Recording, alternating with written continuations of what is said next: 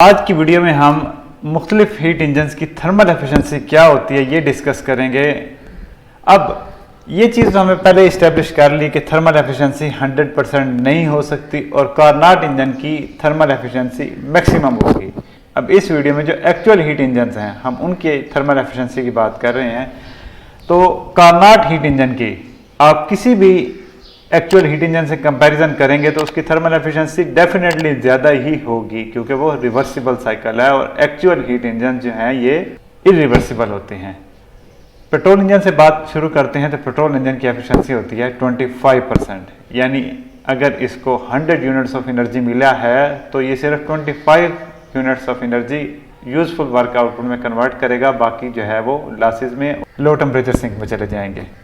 Diesel engine की efficiency थोड़ी ज़्यादा होती है क्योंकि इसमें कंप्रेशन रेशियो ज़्यादा होती है, हैवी इक्विपमेंट होता है, तो ये होती है 40%। गैस टरबाइन पावर प्लांट्स जो बड़े हैं उनकी भी एफिशिएंसी तकरीबन 40% होती है। गैस टरबाइन पावर प्लांट्स का जो एक मेजर एनर्जी कंज्यूमिंग डिवाइस है वो होता है कंप्रेसर।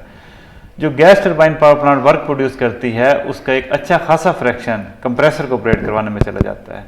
कंप्रेसर में हम वर्क देते हैं उसकी बचत होती है हमें आके combined gas steam power plant में। यहाँ पे जो इनपुट वर्क होता है पंप को चलाने के लिए वो बहुत ही कम होता है, तो इसलिए गैस स्टीम पावर प्लांट जिसको हम कंबाइंड साइकिल पावर प्लांट भी कहते हैं उनकी एफिशिएंसी सबसे मैक्सिमम है टिल नाउ 60%। तो इस वीडियो में मैंने आपको मुख्तलिफ हीट इंजन की थर्मल एफिशिएंसी आपके सामने रखी। अगर किसी केस में कोई क्वेश्चन है तो please ask, I am available for you. Thank you, good bye.